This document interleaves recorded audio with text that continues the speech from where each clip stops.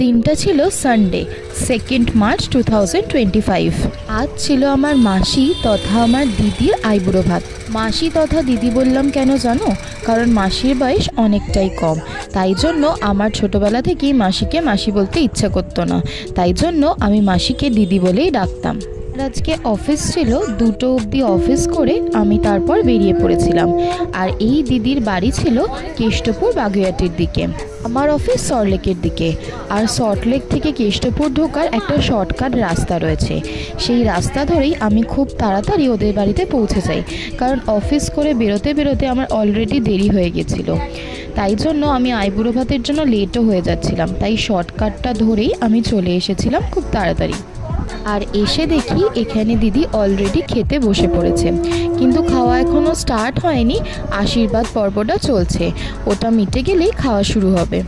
অদ্ভুত না, ছোটোবেলায় যখন প্রথম আমরা ভাত খেতে শিখি তখন আমাদের এরকম জাঁকজমক করে অন্নপ্রাশন করা হয়, আবার বিয়ের আগে যেদিন আমরা শেষবারের মতো আইবুড়ো অবস্থায় মায়ের বাড়ির ভাত খাই সেটাও আবার জাঁকজমক করে পালন করা হয়। একে একে প্রিয়াঙ্কা দিকে সব বড়রা আশীর্বাদ করে নিচ্ছে। এইদিকে সময়ের কাঁটাটাও অনেকটা বেশি এগিয়ে গেছে, প্রায় 3:30 4টে মতো বাজতে চায়, তাই জন্য বাড়ির সবাই এদিক দিয়ে তাড়া দিচ্ছিল যে তাড়াতাড়ি আশীর্বাদ সেরে ও যেন খেতে বসে পড়ে, কারণ এতে একটা গ্যাস অ্যাসিডিটি হওয়ার সম্ভাবনা থাকে। আবার কাল তো সারাদিন না খেয়ে থাকা, শরীরটা খারাপ হয়ে গেলে এই কদিন খুবই মুশকিল হয়। আশীর্বাদ পর্ব মিটে যখন দিদি খেতে বসে তখন বেলা অনেকটাই হয়ে যায়, তাই জন্য আমাদেরকে দিদা বলল যে তোরা যা, আর দেরি করিস না, তাড়াতাড়ি করে তোরাও লাঞ্চটা করে নে। লাঞ্চের জন্য পাশের বাড়ির একটা ছাদে ব্যবস্থা করা হয়েছে। সেই জেঠিমা আমার দিদিকে খুবই ভালোবাসে, তাই জন্য তাদের ছাদে বড় করে প্যান্ডেল করে ওখানেই রান্না বান্না এবং ওখানেই খাওয়া দাওয়ার আয়োজন করা হয়েছিল। জানি না এখনও তো গরমকাল শুরু হয়নি, বাট যা পরিমাণে গরম লাগছিল, আর এই দুপুরবেলা যখন ছাদে খেতে এসেছি তখন যেন আরও একটা অদ্ভুত কষ্ট হচ্ছিল। না জানি আগের দিনগুলো কেমন হতে চলেছে গরমকালে। এখানে আমার মা, মামি, দিদা, মাসি ওরা খেতে বসে পড়েছিল, আর আমি অপেক্ষা করছিলাম আমার দিদির জন্য, মানে সন্দেশের মা। সন্দেশকে খাইয়ে টাইয়ে রেখে আমার জামাইবাবুর সাথে আসছিল, তো ওর জন্যই অপেক্ষা করছিলাম, ও এলে আমরা দুজনে একসাথেই খেতে বসবো।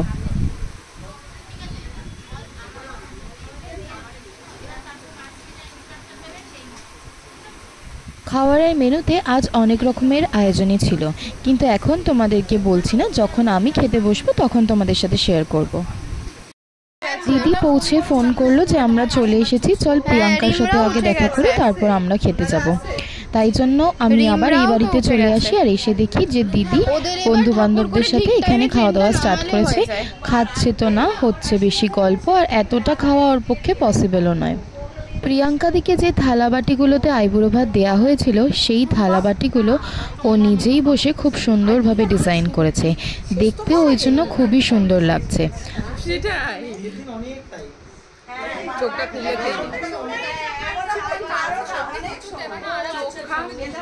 ওর বিয়ের লগ্ন ছিল রাত্রির 12টায়, সেটা নিয়েই আমরা আলোচনা করছিলাম। আমরা আবার এই বাড়িতে চলে আসি এবং এখানে এসেই বসে পড়ি খাওয়ার জন্য। প্রথমে তো ছিল ভালো চালের সাদা ভাত, যেটা আমার শুধু শুধু নুন দিয়ে খেতে খুবই ভালো লাগে। তারপরে সার্ভ করা হয় ভেজ ডাল।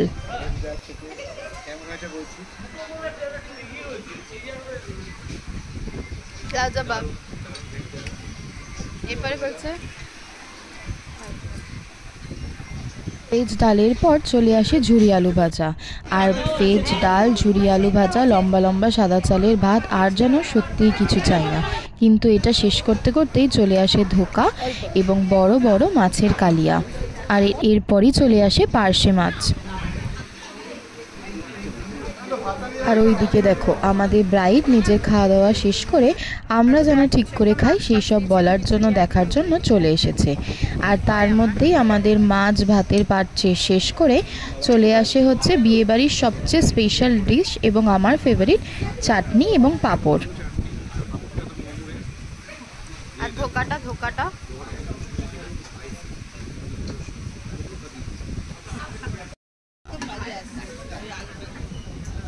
আলোটা জ্বালা ছিল না, এখন জ্বালিয়ে দিয়েছে আলোটা। এদিকে আমরা খাওয়া দাওয়া কমপ্লিট করে খানিক চেয়ারে বসেই রেস্ট নিয়ে এবার আমরা যাব দিদির বাড়িতে।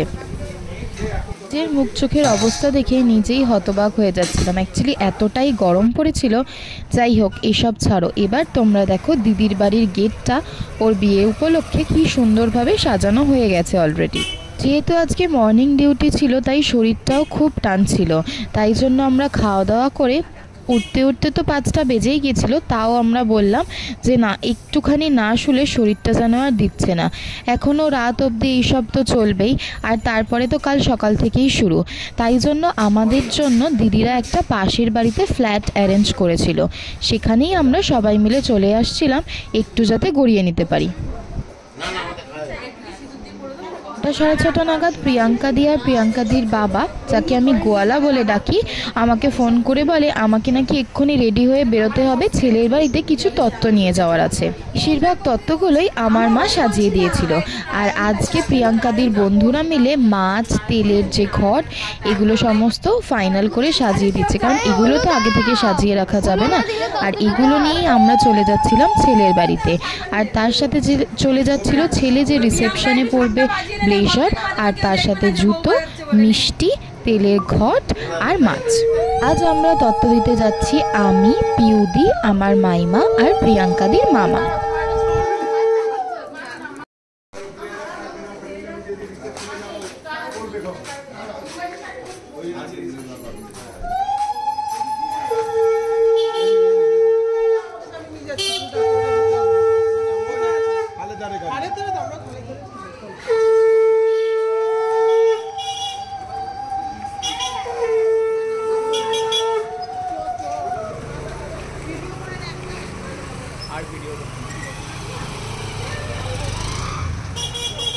ছেলের বাড়িতে তত্ত্ব দিয়ে ছেলের সাথে গল্প করে তাকে তাড়াতাড়ি কালকে আসতে বলার জন্য নেমন্তন্ন করে আমরা ঝটপট চলে আসি, কারণ এই দিকে আমাদের রাত করে যেতে হয়েছিল গঙ্গা নেমন্ত্রণের জন্য।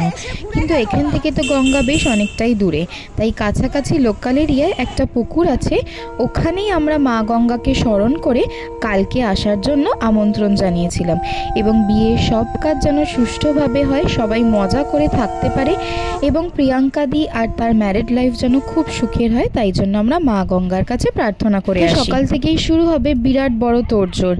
আজকে প্রিয়াঙ্কাদি অনেক করে আমাকে রাতে বলছিল যে এখানেই থেকে যেতে, কিন্তু আমি যেহেতু কিছুই তেমনভাবে প্যাকিং করে নিয়ে আসিনি, তাই বললাম কাল থেকেই এখানে এসে থাকবো। তাই এক প্রকার জোর করে আমি বাড়ি চলে যাই রাত করেই। কিন্তু তোমাদের তো বিয়ের ব্লগটা দেখতে হবে, তাই না? তাই আমার পেজে চোখ রেখো।